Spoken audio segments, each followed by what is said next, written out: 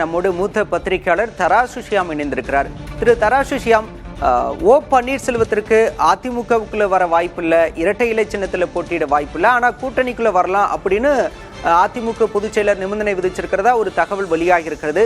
அப்படி இருக்கக்கூடிய பட்சத்தில் கூட்டணியில இணைஞ்சா ஓபிஎஸ்க்கான வாய்ப்புகள் என்னவா இருக்கும்? ஒருவேளை கூட்டணியில இணைவாரா? அவருடைய அடுத்த கட்ட நகர்வுகள் என்னவாக இருக்கும்? உங்களுடைய பார்வை.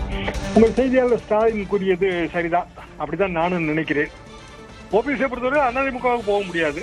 ஏனென்றா அவர் லிட்டிகன்ட். அதிமுகவின் உரிமை சம்பந்தமான பல வழக்குகள்ல அவர் இருக்கிறாரு. வழக்குகளை எல்லாம் வாபஸ் வாங்கணும். அவர் அந்த முயற்சியில ஈடுபடவே இல்லை. அதுபோக அவர்கிட்ட கட்சியே இல்லை. அதிமுக தொண்டர்கள் உரிமை மீட்பு குழு என்று வைத்துக் கொண்டு அதன் சார்பாக போட்டியிட முடியாது. அப்படின்னா ரெண்டே வாய்ப்பு தான். ஒன்று திமுகவுக்கு போக வேண்டும், அல்லது தாவேக்காவுக்கு போகணும். திமுகவுக்கு போகிறது அவருக்கு தனிப்பட்ட முறையில் அது இடிக்கும். இவ்வளவு நாள் அதிமுகவில் இருந்துட்டு அதிமுக முதலமைச்சராக இருந்துட்டு திருப்பி திமுகவுக்கு போக முடியாது. தாவேக்காவுக்கு போகலாம், ஆனால் தாவேக்கா சரியான பாசிட்டிவ் சிக்னல்ஸ் கொடுக்கவே இல்லை. அது விஜயோட அரசியல் புரிதலற்ற தன்மை அதற்கு மிக முக்கிய காரணம். டிடிவிக்கும் ஓபிஎஸ்க்கும் இடையில அந்த புரிதல் இருக்கிறது. டிடிவிக்கிட்ட ஒரு சின்னம் இருக்கு. ஓபிஎஸ் தேர்தலில் போட்டி போட போறது கிடையாது.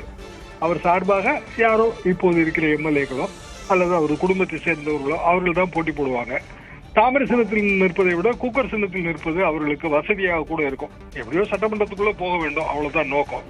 பிஜேபியை பொறுத்தவரையில் அதிமுகவின் பழைய ஓட்டு வங்கி சிந்தாமல் சிதறாமல் கிடைக்கும். முக்களத்தூர் ஓட்டு வங்கி அது பாதிக்கப்படாது. பசுமன் தேவர் அவர்களுக்கு பாரத ரத்னா விருது வழங்க போவதாக ஒரு பேச்சு இருக்கிறது.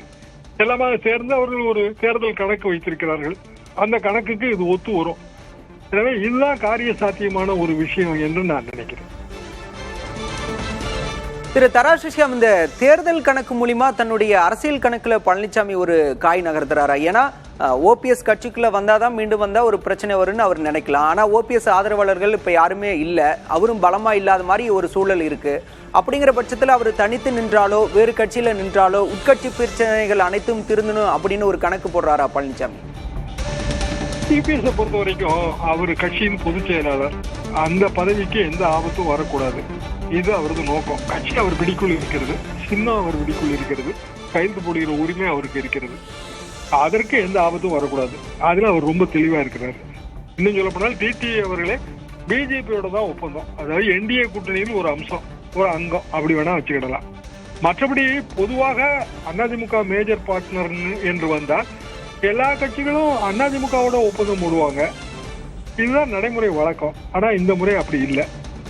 சில கட்சிகள் தனியாக என்டிஏ கூட்டணி பிஜேபியோட ஒப்பந்தம். சில கட்சிகள் குறிப்பா அன்புமணி தலைமையிலான பாமக அது அதிமுகவோட ஒப்பந்தம். ரொம்ப விசித்திரமான ஒரு விஷயம்.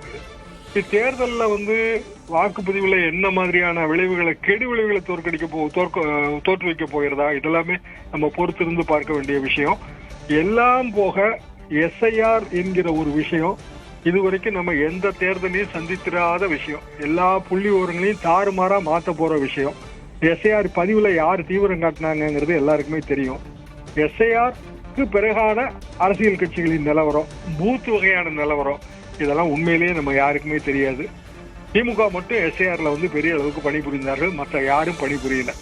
அதிமுக என்ன நினைக்குதுன்னா எஸ்ஐஆருங்கிறது கள்ள ஓட்டு எடுத்துட்டாங்க, எல்லா கள்ள ஓட்டும் திமுக போட்ட கள்ள ஓட்டு நமக்கு லாபம்னு நினைக்கிறாங்க. ஆனால் 10 வருடம் அதிமுக ஆட்சி தான் இருந்தது. 2011 21 சட்டமன்ற தேர்தல் வரைக்கும் 24 மக்களவை தேர்தல் மட்டும்தான் திமுக ஆட்சியில் நடந்த தேர்தல். அப்படின்னா போலி வாக்காளர்களை சேர்த்திருந்தால் அதற்கான பெனிஃபிட் யாருக்கு கிடைச்சிருக்குங்கிறது எல்லாரோட யூகத்துக்கும் தெரிந்த விஷயம்தான்.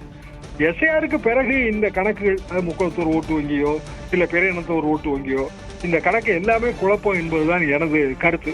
யார் யாருக்கு உண்மையிலே என்னென்ன பெனிஃபிட் கிடைக்க போகுதுன்னு நமக்கு தெரியல. ஆனால் ஓபிஎஸ்ஐ பொறுத்தவரையில் அவருக்கு வேறு வாய்ப்பு இல்லை. அல்லது அரசியலில் போட்டியிடாமல் ஒரு ஒதுங்கி கொள்ள வேண்டும், அல்லது பிஜேபி தேர்தலுக்கு பிறகு அவருக்கு ஒரு ஆளுநர் பதவி, இப்படியான ஏதாவது ஒரு அண்டர்ஹேண்டாக அவர்கள் பேசியிருப்பார்கள். நமக்கு அது தெரியாது. நன்றி திரு தராசு ஷியாம், இணைப்பில் உங்களுடைய கருத்துக்களை பகிர்ந்து கொண்டமைக்கு.